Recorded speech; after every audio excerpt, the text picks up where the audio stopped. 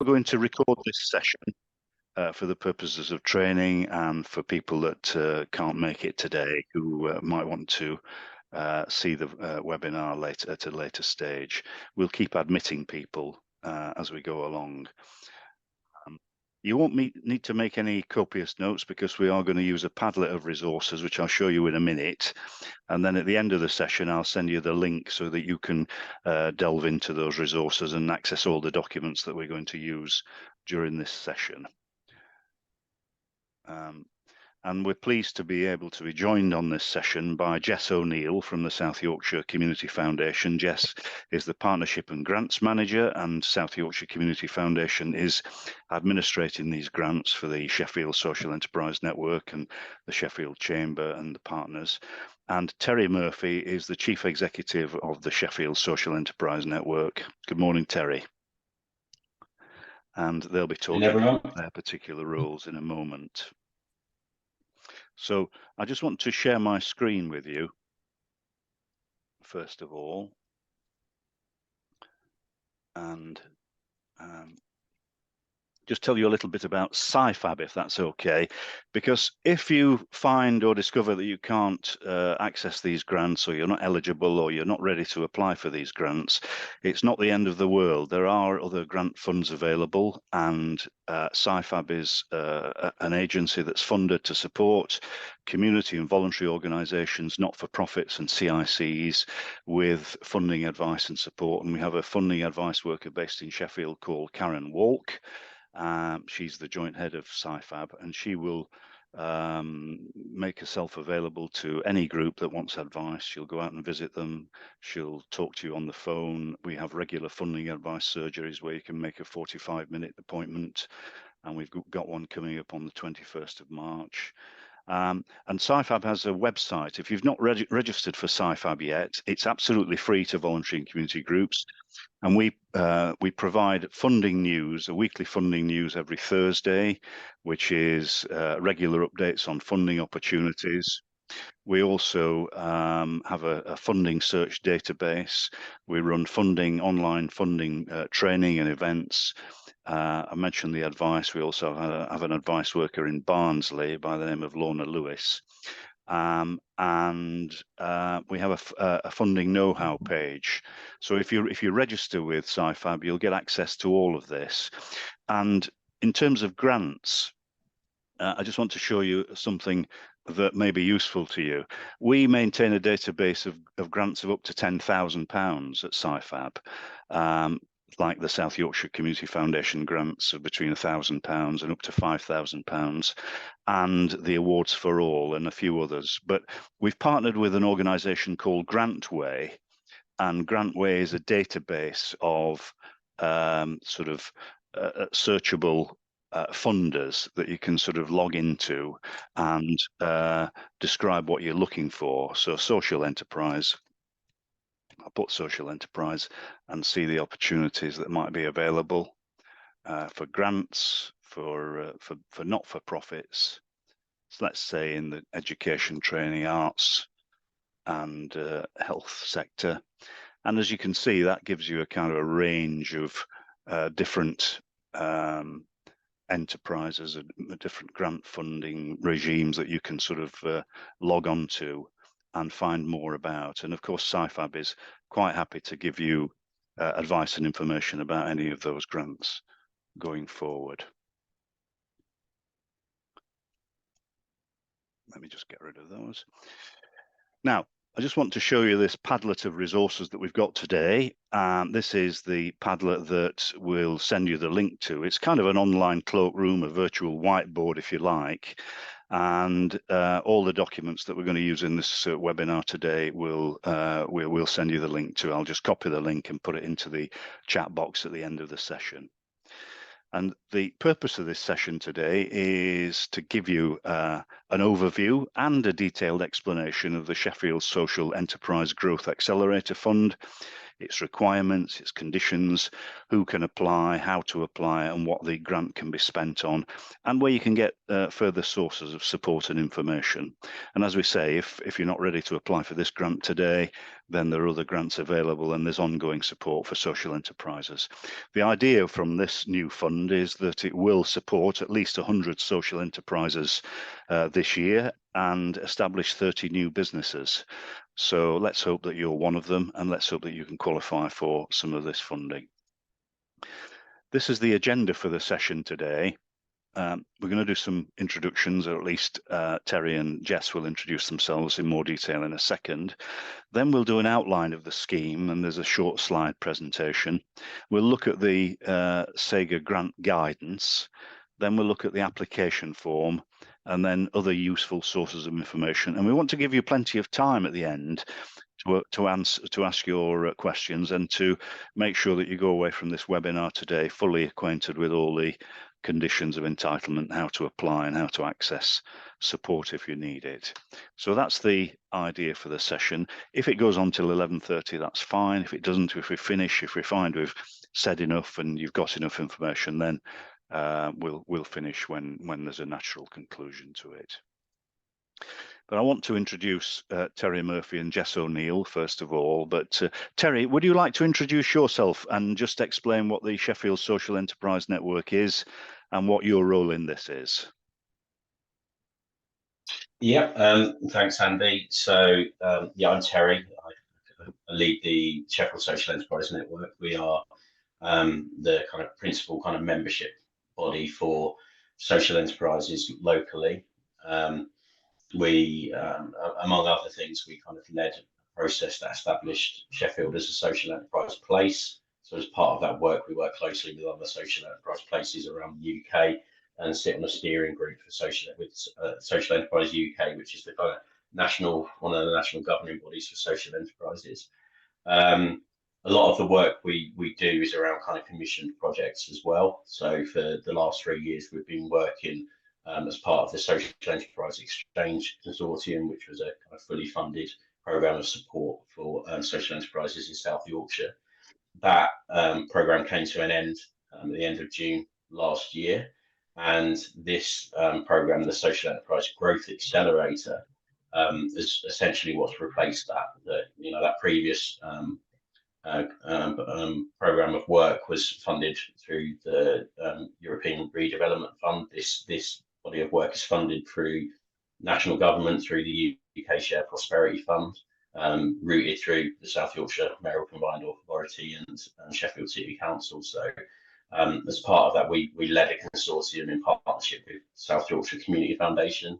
Here we lead the grant programme, which we'll be focusing on today, as well as the Sheffield Chamber of Commerce and Industry. So as things stand, this programme runs till the end of March next year. I'm sure there'll be opportunity to kind of give a bit more detail about the programme later on. But yeah, I'll leave it there for now. That's great. Thanks very much, Terry. Jess, would you like to introduce yourself and say what the role of the South Yorkshire Community Foundation is in this? Thanks, Andy. Yeah, I'm Jess. I'm the Grants and Partnerships Manager at the Foundation. I've been in post for about 6 months. So I was a fundraiser in various organisations before that. And I'm really happy to be working on this programme. I think the package of benefits to social enterprises is awesome. And my role here as the Grants and Partnerships Manager is to lend support to anyone going through the grant application process. So in the same way that Andy said that Karen's available to anyone that needs general funding, training and advice, I'm absolutely here for any support, completing the grant application form, submitting the grant application form, any questions that anyone might have. If anyone needs to get in touch with me after this to talk anything through in particular, that's fine. I'm very happy to come out and visit and just make sure we can get everyone that's eligible for this money some money. Excellent. Thank you very much indeed. Okay. I wonder if you could just go around and introduce yourself very briefly and just say who you are and what your social enterprise is or what your idea is. And then we'll look at the criteria. So shall we start with Elliot? Shall we start with you? Yeah, no worries. I'm probably going to be the one with the least amount of sort of experience here in social enterprise, I'm sure, because my social enterprise idea is literally just in the brain currently.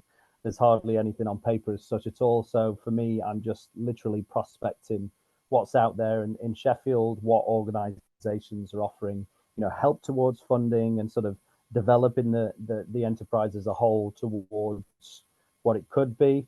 But the overall idea was basically coming from the angle of the local community and trying to provide inspiration to the local community through storytelling. And this has been sort of the first step process for me and a friend, is to sort of build a podcast that talks about stories of people within the city. But this can be sort of, people who have started businesses, people who have, opened organizations and associations, or people that just have maybe some interesting stories to tell, whether it's through feats or things like this. And then basically trying to go through that story and that process in the hopes to sort of raise ambitions, awareness and things like that, telling the story from where did you grow up in Sheffield to where you ended up, and that would be through events and things as well afterwards. So it's podcasts, events, and general organization. That's it. Lovely, thank you very much. Morning, Mark. Will you tell us a little bit about you and your ideas? Yeah, sure. Hello, everyone. Yeah, Mark Pearce from London 10. So we're kind of Airbnb for gardens. So if you're interested in gardening but don't want to wait 10 years on the allotment waiting list, you might come to us and register. So we match what we call lenders to tenders. So anybody who's got a garden to lend, or part of a garden, or even part of an existing allotment that they're not managing, then we kind of make a match, put those people together. Really, it's all about kind of getting people out, getting people active. It's about well-being, it's about nature, it's about food production, all that kind of good stuff. Sounds brilliant. Thank you. Pete, good morning to you. Is that me? Yes, morning, good Andy. morning. Hi, everyone. I work with Terry at the Sheffield Social Enterprise Network as the membership development lead. I work on and off the Sega program, and I'm particularly involved in leading SEN's peer support offering, which is both one-to-one and group. And essentially the idea is getting social enterprises working together and learning from each other. With my other hat on, I'm also representing Singing In, which is as a community choir organisation. We're signed up to the Sega programme ourselves. So. Wonderful. Thank you, Pete. We've done Mark. Rob Wilson, are you there? Rob. Joanne, are you there? Joanne. Okay. Enoch, are you there? Okay. Hello. Who's this? Enoch. Hello. Yeah, it is. Would you tell us a little bit about you and your idea, your social enterprise idea? Yeah, my name's Enoch.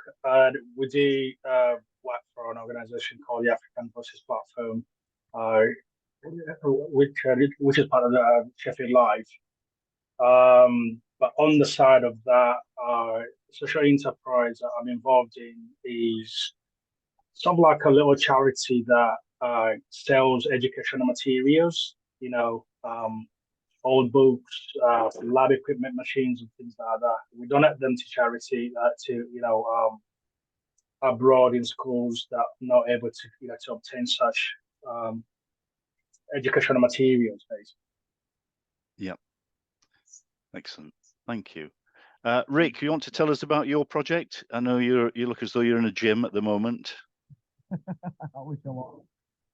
Yeah, so basically, I'm quite new to the social enterprise. I'm still in the process of going through setting it all up. But the idea I've got, basically, I run a grassroots junior football club called Seven Hills in Sheffield. And over the process of the last 2 years, we've noticed there's no provision whatsoever for children with SEN, special educational needs, to access mainstream football, basically. So what I'm planning on doing is changing that aspect of it all over time. And I'll be setting up a group called the Little Nippers Group. We've already got it pretty much, it's running already, and we've already got quite an influx of children already, to be honest, which is what made me think we could take it to the next level and go into schools and provide and give them a gateway basically into grassroots football where there isn't anything at the minute for them. It's not really very good in my opinion on how it's represented. Yeah, sounds like a sort of niche market, doesn't it? And yeah, it is. Looks and I know Rob Wilson, if it's the other Rob Wilson at Sheffield Hallam University, who's a national football finance expert. We used to have him on Radio Sheffield quite a lot. He also runs a junior football team, so as well as talking about football finance in the Premier League and internationally, he runs a grassroots football team himself, just to get the economics of running grassroots football. So he might be somebody you could link up with amongst other things. Yes, it sounds excellent. Sounds excellent. Thank you ever so much. Right, we're going to just quickly have a look at the conditions of eligibility and other stuff here. As I say, we'll send you all this information on the Padlet with the link at the end of it. But this is the Sheffield Social Enterprise Growth Accelerator Fund. And the purpose of the fund is obviously to provide grant funding to help social enterprises develop and grow their business, offer new products and services, and create new employment opportunities, create new jobs. And it's funded by Sheffield City Council as part of the UK Shared Prosperity Fund. And if you've not heard of Shared Prosperity Funding, it is the fund that the government's introduced to replace some of the funding that was lost from the European Union following the Brexit. And can everybody see that slide?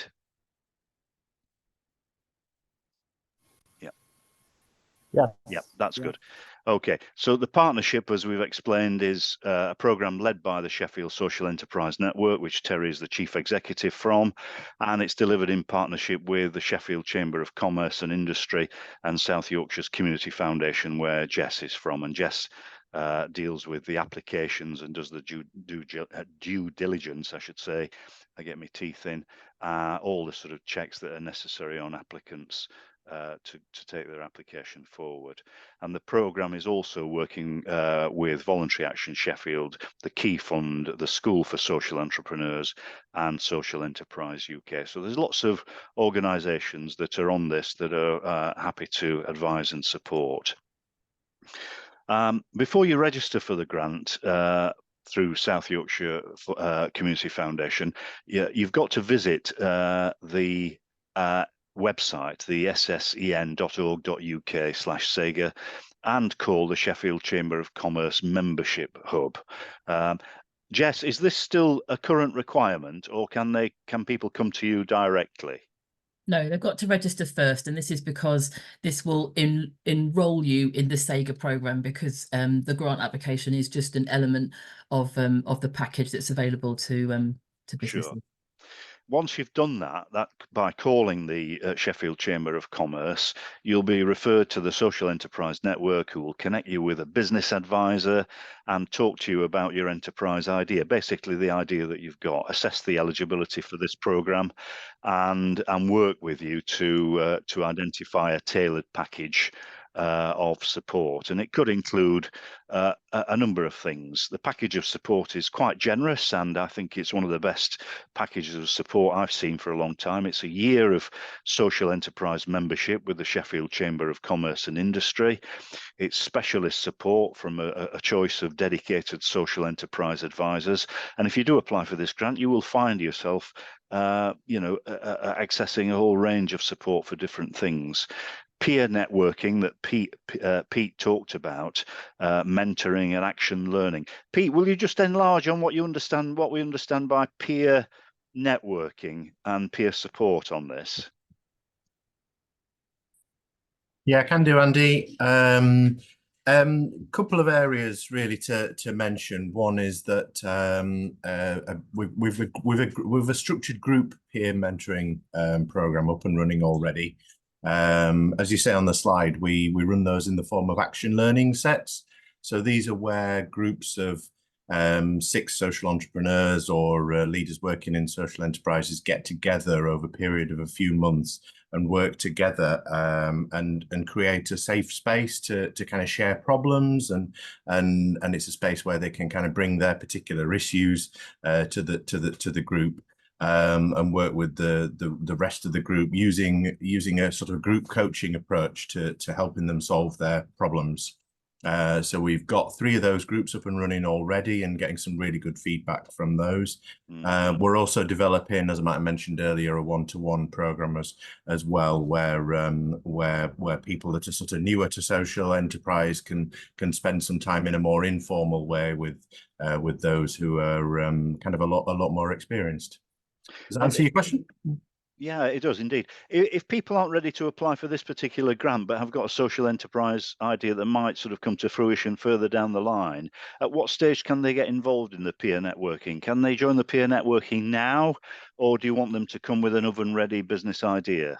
Essentially, the peer networking is probably most useful when organisations are up and running, and in fact when they're incorporated as an organisation. But I suppose the better answer to that is actually to go to register with the SYFAB programme as soon as possible, because you know, as you say, you'll be you can take part in the assessment and actually work towards that. Yeah, thank you very much, Pete. Up to 6 business networking and peer learning events every month. So there's plenty going on to get involved with this. So the eligibility then, the programme will align with the Social Enterprise UK definition, and Social Enterprise UK is a national body supporting and developing and promoting social enterprise. Social enterprises have got to have a clear social or environmental mission, and from hearing from you this morning, most of you have got that, I think. You must be earning or working towards earning more than half of your income through trading. And obviously, when enterprises are starting at the very beginning, a very small proportion is probably from trading. It's probably more on setting up and all the other things. But you must be working towards 50% of your income through trading to satisfy the definition. And you must be willing to reinvest or donate at least half of your profits or surpluses back into the social enterprise to grow the business and to create more opportunities and more jobs and so forth, and be transparent in the way that you operate and the impact that you have. And that is being open and above board, and obviously with businesses, making sure you publish your accounts and your annual reports, and that you're sharing information as you go along.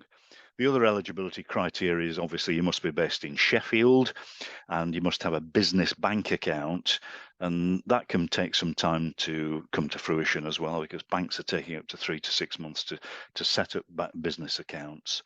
You can either be a registered business, you can be a sole trader, you can be a charity or a community interest company, and it will support organisations that have been trading for less than 3 years, and micro businesses, that is less than 10 full-time equivalent employees of any age based in Sheffield. So this is aimed at small social enterprises just setting off, just starting, under 3 years, based in Sheffield. And you're also, the other criteria is that if your business has received another subsidy or grant in the last 3 years, the total, including if accepted this grant, must not be more than 315,000. Businesses exceeding this level of funding will not be eligible. Terry, do you want to say a little bit about that criteria and what the sources, other sources of funding that people might have had that could trip them up with this particular? Yeah, just like a bit of clarification on a couple of those points, I guess. So I guess one point that stands out is that for the point about trading for less than 3 years. So it's organisations that have been trading for less than 3 years, but for those micro businesses, they can have been trading for more than 3 years. It's just they have to satisfy the conditions of less than full-time equivalents. The point that you made about the other grants, like most grants have to fall within, there's a kind of de minimis limit, so you have to ensure that you haven't earned above that limit, and I think that's kind of unlikely for a lot of the social enterprises that we'll be working with, and certainly those that fit that criteria before. We're intentional with the guidance not to be narrow in specifying the type of company structure, because we do recognise that social enterprises do take different forms, some even as a kind of traditional PLC, some as a charity. So it's just those kind of 4 points that Andy highlighted are a bit of a guide there. And I think I think like a bit of a nuance there is that in the context of if you are part of a commercial business or part of a charity, when we talk about the earning more than half of your income through trading, I think that's we specify that's the income earned specifically through the social enterprise activity, because you might be part of a bigger commercial organisation or bigger charity. Yeah, so I think that's okay. Other than that, that will make spell. Yeah. Yeah, makes sense. Makes sense. The thing that came up in my mind was a lot of businesses have had COVID recovery grants and so forth. Terry, do those count in that 315,000, or is that not counted? I think you need to check the specifics of the grant. Like generally, if a grant does fall under de minimis, you will have a declaration as part of that grant. Yeah. Some do, some don't. It's generally where it's construed as state funding. So if that grant, in a similar vein to this, is routed through national government, then that is kind of state aid. So that's really, whereas if it's something that's been funded through a community foundation, let's say, or a grant giving body, then that wouldn't count. Jess, you've looked into this, haven't you? I have, because we're running another fund with the Shared Prosperity. So if anyone, or I think I would say about this, if anyone's got any worries about it, contact me, because I've got reams of information about it, which I'll share the most relevant parts with you. But my understanding is that COVID business recovery grants do not count under this one. But it's a whole topic on its own. So very happy for people to just contact me to ask questions if they need to. But I think, as Terry said, it's really unlikely to affect anyone applying for this grant. Yeah, sure. Thank you. There are some ineligible businesses, of course, in the following sectors: betting shops, payday loans, loan shops, pawnbrokers, and amusement arcades. Or if you're a national charity or retailer, you will be ineligible for this grant. Okay, what can we spend the grant on? Jess, do you want to run us through this, what the grant can be spent on? Because there's a kind of laundry list, isn't there? Yeah, and it's really broad. I think, this list covers a whole range of things. So hopefully this covers the majority of things that you might want to apply for against. But yes, it can include laptops, sort of apps for IT equipment, stuff to enable you to do more work digitally. It can be for licenses and training courses, stuff, resources, whatever you might need to help your business grow, essentially can be covered. There is a list of things that it can't cover that's on the guidance notes that I haven't included on this particular slide, but we have already had a few applications in for this grant, and I'm not seeing anything that comes close to the list of things that can't be eligible. So I think really the majority of things that you'll be looking for your business are covered on this list. Yeah, great. And that includes websites, initial stock outlay, marketing campaigns, which are very important to new businesses, getting yourself out there, websites and advertising and so forth, workwear and uniforms, licenses, training courses and qualifications, and research and development costs. And Terry, you want to make a point there? Yeah, just very quickly. I guess the main thing that people might consider putting in that isn't included would be kind of, you can't use it to cover salary costs, you can't use it to pay rent, really. They're the main kind of start-up costs that I think probably we'd say that aren't covered, but most capital expenditure, a really broad range of capital expenditure is included. Okay. And the grant can't support goods or services already purchased. This is a common thing in grant administration. You can't sort of claim for retrospective purchase before proceeding with your grant in any way, such as purchasing, ordering, making a deposit. You've got to wait until you have had a decision regarding the grant. So you won't be able to claim for anything that you've already spent. So how much can you apply for? The minimum grant is £500 and the maximum is £1,000, but you'll need to match fund the grant that you're applying for, so your project can be costed up to £2,000, and the grant, it will make up 50% of that cost. But Jess and Terry, there's been some discussion about altering this, hasn't there? What's the current, what's the latest news on the match funding element? So we've had some discussion with the commissioners around potentially removing the match requirement. In principle, they're okay with that, but there is a process that needs to go through. So there is potential that over the next few weeks that match element may be removed, but we can't kind of commit to that right now. So it doesn't really give much clarification for this session. But what we would say to people is we'd still encourage people to kind of put in their applications.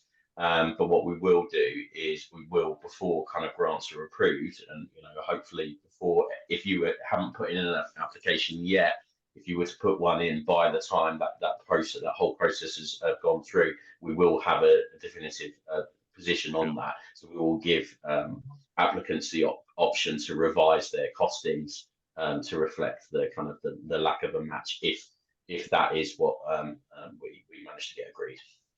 Yep. So just explain how that might work when somebody's putting a grant application together, the match funding element at the moment. So at the moment, it might be that there's a particular piece of equipment or stuff that you want to buy that's worth more than the grant is eligible for. So if the match funding stays in place, it's just you just need to tell us on the form where that income is going to come from. It might be from reserves or some funding that you've already raised, or from your trading income. We just need an idea of where that comes from. But from the applications that I've seen so far, it's often revolving around a piece of equipment that maybe costs £2,000 and the grant can cover half of that. So the minimum that you can apply for is 500. So as things stand at the moment, the maximum you would therefore be applying for is 1,000. And if you're applying for the £1,000 grant, then it might be £2,000 worth of expenditure. Yeah. So I think, just as Terry said, because we're just in a period of just clarifying those details, please, it's probably easier to just drop Terry or I a line. Me, I think probably is the best thing to drop me a line with any queries about that particularly, and we can take it on a case by case until the clarification's in. Excellent, thank you very much. And obviously, to apply, you complete the SEGA application form found on the website, which is sycf.org.uk. And once you've registered with the Social Enterprise Network and the Sheffield Chamber of Commerce. So if you weren't with us in the beginning, you have to go through the Chamber of Commerce first and register with them, and then come to South Yorkshire Community Foundation. I notice we've been joined by Annabelle Whedon from CAST. Hi, Annabelle.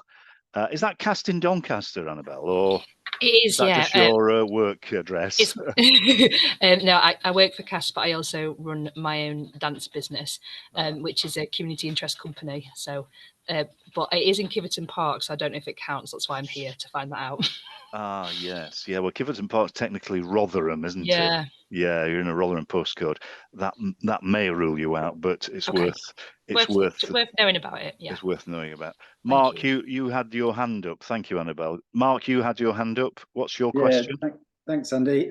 Just on the match funding, like our intention is to try and go for £1,000 sort of grants, and we're just putting in kind of directors' loans into the business because we're not really kind of generating any revenue, but we're a kind of limited company. But does that kind of qualify rather than kind of match?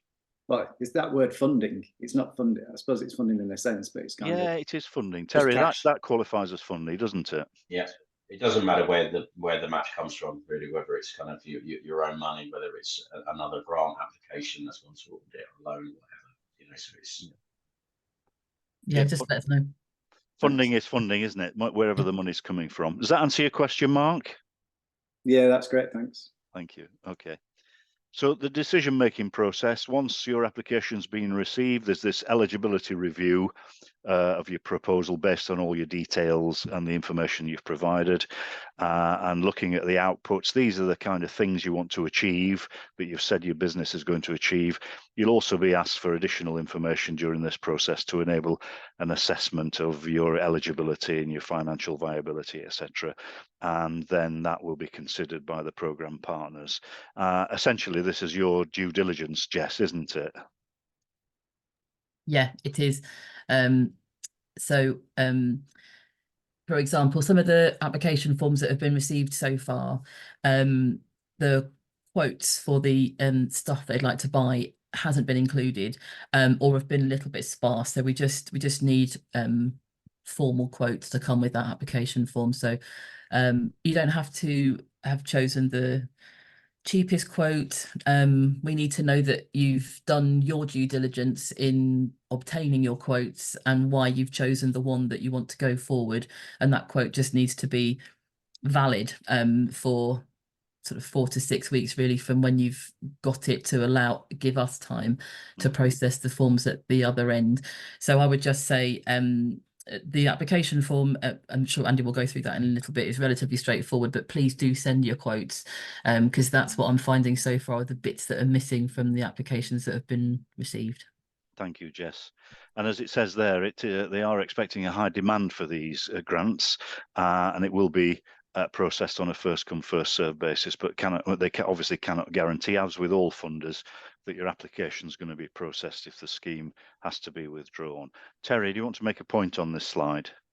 Yeah, just to clarify a point there, it's a question really for Jess to answer.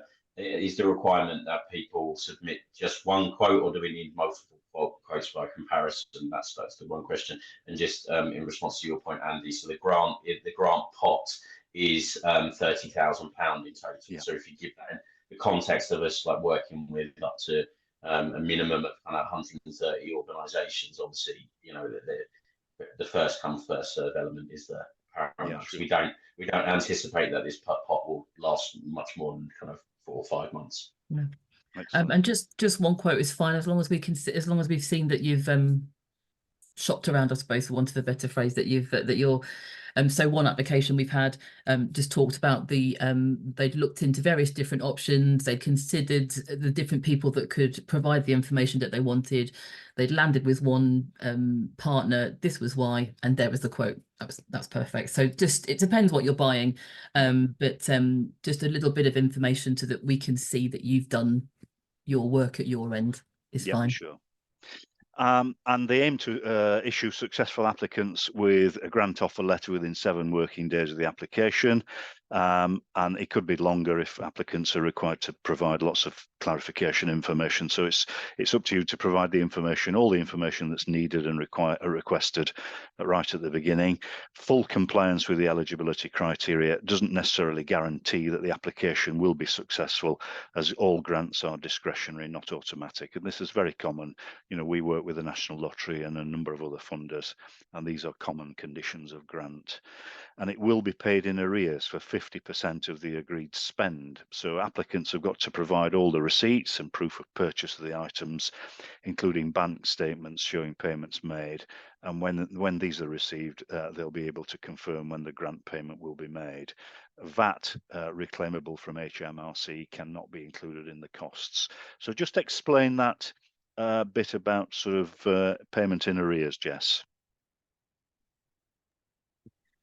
So once you've had you've been successful in achieving the grant, you've received an award letter from the foundation to confirm your success and how much that's for, and that means that you can then proceed with the work that you wanted to do, buy the things that you wanted to buy. Yeah. And once you've made that purchase, you send over to me proof of that purchase, and I then share that with our finance manager, who will then release the funds. Excellent, thank you. I think it's really important just to reinforce that point, because the last thing we want is people going out and they get the grant, you know, that they go and buy the stuff before they've got the award, think, you know, because then that will make their application invalid. Yeah. So it's just reiterating that point. Don't buy anything until you've got the money, and also even, you know, whether there is a match or not. the grant will be paid retrospectively. So you do actually have to have the funds available for the full to buy the full project. Okay, thank you very much. That's the end of the slides. Are there any questions, any further questions on the slides and the eligibility? Anything you want us to go over again? Is that fairly clear? Okay, thank you. You will get copies of all this, don't worry. Let's just have a look at the application form then, which is a standard sort of application form. If you've made applications for grants before, the application form asks for your name, your position in the business, your business name, your address. If you've got a parent company, the details of the parent company here, contact number, email address, website, and when you started trading. And when you do register your business, the HMRC give you a unique tax reference number, so that's common. I'm supporting a community enterprise being developed in Sheffield at the moment, and we've just set up a charitable incorporated organisation, and you have to register with HMRC and get this unique tax number at the same time. Okay, Annabelle's leaving us. Thank you, Annabelle. That's very kind of you. Terry, is there something you want to say about that? Yeah, just to make the point that although to apply for the grant, we do require that the social enterprise is incorporated, is already established, that isn't the criteria for the SAGA program overall. So, you know, going back to kind of Elliot's point, that it's just an idea in his head. You know, he will be eligible for all the other support, even if it is just an idea in his head. So part of that support with the business consultants will be kind of working on a business plan, working on incorporation, and then once that process is complete, then it'll be in a position to apply for the grant. Yeah, just on the question of Annabelle's comment, she has left us, but her business is based in Kiverton, which is technically Rotherham, so that's not a Sheffield. Although it's a Sheffield postcode, it's in the Rotherham Metropolitan Borough Council area. That rules that out, does it? Yeah, so the criteria we're working to is, do you pay your business rates of council tax to Sheffield City Council? So, you know, that's how we determine that, because yeah, like you say, there is some complexity around that, because some areas that sit outside Sheffield in Derbyshire or Rotherham do actually have a Sheffield postcode. Yeah, unfortunately, they wouldn't be eligible if they pay those rates to Derbyshire or Rotherham Council. Sure. Obviously, it asks you to describe the business, what products or services that you offer, and then some of the grant requirements, how much grant you're applying for, why you're applying for it, what the grant will be used for, and how this will help the business. That's a lot in 500 words. And before you commit that to print, you might want to sort of have a play around with summarising things. And if you want to run that past us at SYFAB or Jess or even Terry's team, we're happy to help you sort of summarise that, because 500 words is not a lot. Are you fairly strict about that, Jess, or there's a lot of words if you've got 30 applications, haven't it? I'm not really. It's because as the ex-fundraiser in me, it's painful to hit a word count sometimes. I suppose it's really just about trying to keep it concise. Yes. Trying to sum up the idea, what the grant is for, rather than hitting 500. I don't know how Terry feels, but I'm happy to receive somewhere around there is absolutely fine. It's an art form, isn't it? Squeezing 1,000 words into a 500 word box. Yeah, thank you. And then it's asking for a list of items that you'll buy with the grant, goods or services, and quotations for each must be attached. And if the grant funds are authorised, receipts and proof of payment must be provided when you submit a grant claim. And whether you're VAT registered, obviously VAT can't be included in your grant claim, so it's fairly that's fairly clear as well. And it's describe the economic impact the grant will have on your business. Well, how many jobs it will create, how many jobs it might safeguard, how might it improve your turnover, what the profit or surplus. We like to, in social enterprises, particularly in the community and voluntary sector, we like to talk about surplus, but for these purposes we mean profit. Surplus reinvested in the business, and the kind of time scale. And will the grant enable the production of a new product or service? This is the core of what's being what they're interested in. Will it be a new service, a new product, something new? Will the grant allow the business to access new markets? So even if you're an existing social enterprise, will it help you expand and deliver more and do more? And any benefits to sort of digital connectivity this grant will bring. And that basically means if you're applying for equipment for to continue digital work or start digital work, that includes sort of marketing, reaching new customers, reaching new markets, and putting yourself out there through all the social media and other media that's available. One of the great things of benefits of membership of the Chamber and the Social Enterprise Network is that they will help you promote your business and your work through their networks, and that's worth having. Conflicts of interest with any suppliers. Obviously, if you're ordering things from people you're related to, or your partner or members of your family are related to, that could be a conflict of interest. So any relationships or links with proposed suppliers really needs to be stated there, because the Jess and her team will do the due diligence on this to discover it. And obviously, you need to sign on behalf of the business, and that the financial support to your company is considered subsidy allowance as part of the Subsidy Control Act. This is a piece of legislation which controls government subsidy to businesses.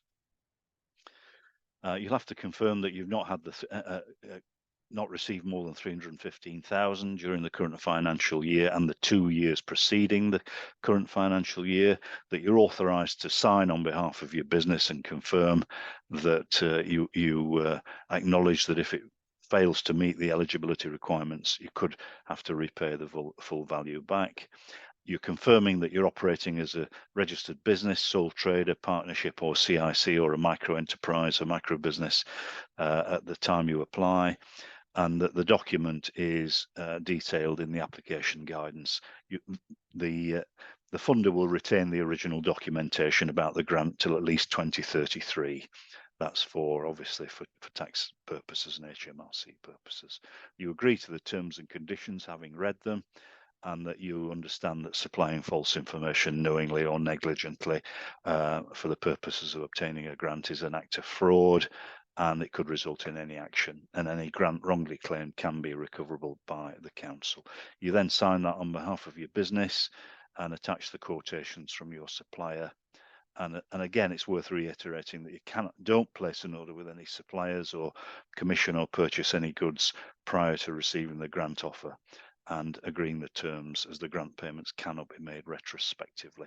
I'm sorry about this level of detail, but it's absolutely important and it can trip you up. Is there anything else you want to say about the application form, Jess or Terry? I do, just to say that this form has been sort of transported into Foundation's system. So it asks exactly the same questions, it just looks slightly different. And to Terry's point about the tax numbers and that kind of stuff, you don't have to put figures in that box for the system to take you through the form, if you see what I mean. So you fill in all the bits that you're able to fill in, and then that comes through to us, and you'll get a copy of what you filled in when you've submitted it, and then that will come straight through to me. Is it like one of the forms that people can work on a bit and save and come back to, Jess, which is absolutely. always very handy? It's always a bonus, isn't it, of being able to do that? Because once with some funders where you press submit, the form's gone and you can't recover it if you want to alter anything. No, so, yeah, you can take your time, that's fine. That's excellent. Thank you very much. Okay, let's look at a little bit more about the Sheffield Social Enterprise Network. Terry, is there anything else about the support via the network that you'd like to talk about? Yeah, just maybe kind of just explain a little bit more about the referral process. So yeah, it's a phone call to the Chamber.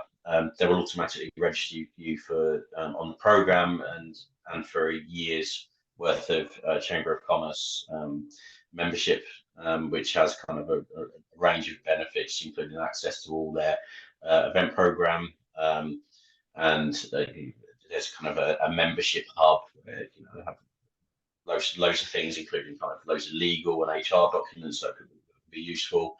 There's a kind of a business and HR advice line that you can use. Once they as part of that phone call, they will book you a discovery session with one of the advisors at the Social Enterprise Network. That will take about 1.5 hours to go through. Prior to that session, you'll be sent a kind of pre-diagnostic kind of email, which will outline a range of the benefits of the program and what the discovery session itself will entail. That's essentially an opportunity for us to get to know a bit about your social enterprise and what the main challenges might be. Off the back of that, you'll be matched to one of the specialist social enterprise advisors that we work with. And there's kind of funding in place for an average of about a day's work with each of those consultants, which is a really kind of valuable resource. You'll also have access to, as well as the Chamber's kind of benefits and events, so all the different event activity that we will deliver. Pete's already spoke about the peer mentoring program. There's going to be a range of peer networking opportunities, business breakfast networking, some evening networking, even some lunch, a couple of conferences during the period of the program. We're looking to set up a Social Enterprise Expo to kind of showcase all the good work that social enterprises are doing in the city for traditional businesses and key city stakeholders. A range of different masterclasses and webinars and online content on issues that are kind of most relevant to social enterprises. And as we're working through the program, all the input that we're getting through those discovery sessions and the work with the consultants will be fed into an improvement cycle to ensure that the content that we're delivering is the most relevant to the needs of the social entrepreneurs that we're working with. So it's a really kind of comprehensive program of support, and I think it will really encourage people to get involved in it. And as we've mentioned before, it doesn't matter where you're at in your journey. You might be that pre-start, you haven't even incorporated, it's that idea in your head, or you might be one of the most established social enterprises in the city. There will be a program of support that suits you. Excellent. Thank you, Terry. I'm just logging on to the South Yorkshire Community Foundation website, where you can see the application form, and it will ask you whether you want to apply. But there's a bit more about the Social Enterprise Growth Accelerator grant and the application form. So you'll see the grant guidelines that we've been through, and the SAGA application form is there as well. So that's what the application form looks like on the South Yorkshire Community Foundation website. It starts with your email address. You'll press proceed, and then you'll get an email to your box with the application form that you'll be able to begin to apply. So Mark's asking whether we can just share the Padlet of resources. Let me just find the link, Mark. I'm just going to share that Padlet now. So I'm going to copy that to the clipboard. And if we go to the chat box, if you just look in your chat box, you'll find the link to this Padlet of resources now. So you'll be able to kind of log on. If you've got difficulty accessing this Padlet of resources, do come back to us, drop us an email, and we'll send it you directly. Okay, I think we've covered most of the information there. Are there any other questions that you'd like to ask? Anything unclear? Anything you'd like us to go over in any more detail? Pete, would you've got a point you'd like to make? Sorry, you're on mute, Pete. Sorry, so I am. A question probably for Jess. I noticed the form requires, when you're getting your costings and your quotes, to name the suppliers. Do you need to stick to those suppliers when purchasing your goods and services, or if a better deal comes up, is it possible to change? The assessment of the form, I suppose, has been based on the quotes that you've supplied. So the amount of money that you've asked for is based on those quotes.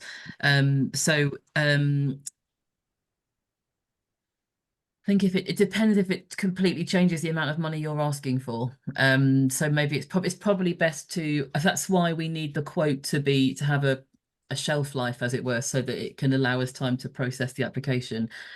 I guess if a better deal comes along and you want to take it, just drop us a line about it and we'll just look at it on a case by case. I think that's probably the best way to go forward.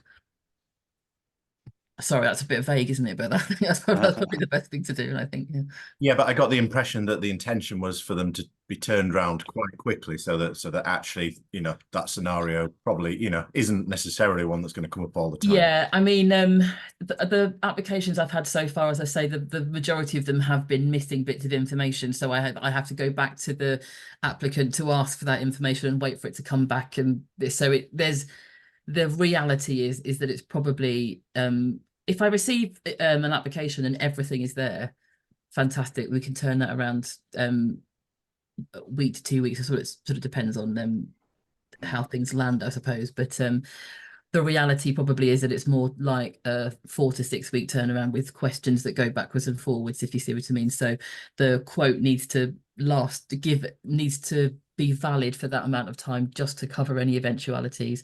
So if in the meantime something crops up that's a better deal, just let us know.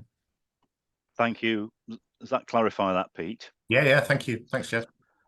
George, you've joined us. We've been going for an hour, I'm afraid. All I can do is profusely apologise. I had it in my diary at 11 and I just went to log on and I saw that it was 10. So all I can do is apologise. I've just turned up to apologise. Oh, don't worry. We're very relaxed and informal. If you see in your chat box, I've sent you a link to the Padlet of resources that we've used throughout the session. So you'll be able to go over. We've been through the conditions of eligibility. Terry Murphy here on board is from the Sheffield Social Enterprise Network, and Jess O'Neill from the South Yorkshire Community Foundation, who are administrating the grants, and Pete Birchall is from the network as well, offering the sort of one-to-one and peer support network. So you can still access all the information.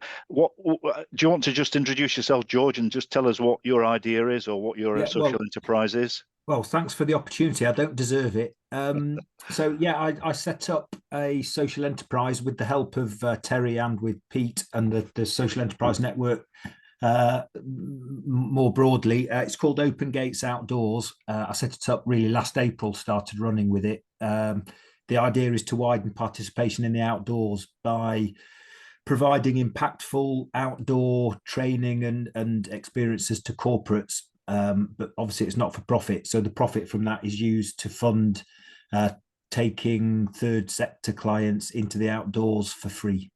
And I'm interested in this grant predominantly for IT equipment, I think. So I will have a look at the information that's been linked here. Yeah, please do. So to let you know, it's been recorded as well. So you can. It has been recorded as well. Yeah, and one of the things that we did say at the very beginning, or I did say, is that I'm from the South Yorkshire Funding Advice Bureau, and we provide funding advice to voluntary community organisations and CICs and community, social enterprises. We have a search facility on our website of grants available. So if you find you're not eligible for this grant, or you want advice and information about other sources of grant funding, then register with SYFAB. And we have a Sheffield-based funding advice worker, Karen Walk, who's happy to meet people, runs advice surgeries, telephone advice, can even look at applications for you. She'll do everything except write the application for you, really. She'll look at draft applications and offer you some feedback. And we've got a new search facility on our website called Grantway, which is a huge database, a global database of funders for various different activities, social enterprises, community groups across the whole range of activities and sectors. So, if you're not registered with SYFAB, then we produce a weekly funding news as well, which comes out every Thursday about sources of funds and the latest funding opportunities. So get yourself registered with SYFAB. It's free. It's 25 quid to anybody else, statutory bodies and people outside South Yorkshire, but for voluntary and community groups and not-for-profits and CICs, it's absolutely free in South Yorkshire. So I've sent you the link to the Padlet. Any concluding remarks, Terry?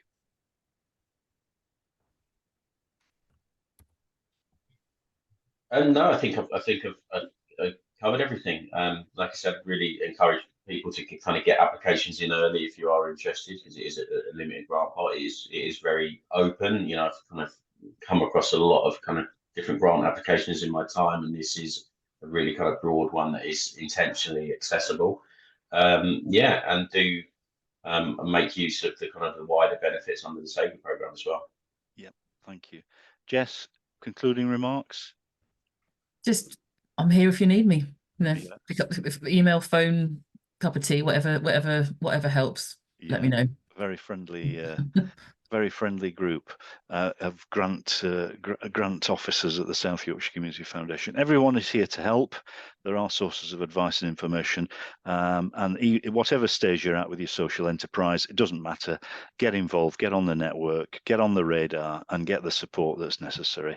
I've put in the chat a brief evaluation form. If you'd be kind enough to help me just complete that application, that evaluation form for this session, it will help us deliver a better session next time if there are things that could be improved. But for the meantime, thank you ever so much for joining us. Thank you to Jess and to Terry and to Pete and to you for joining us, and do stay in touch. That's all for today. Thank you. Thank you very much. Thanks. Bye. Bye. Thanks, Andy. Bye. Bye. Thank you.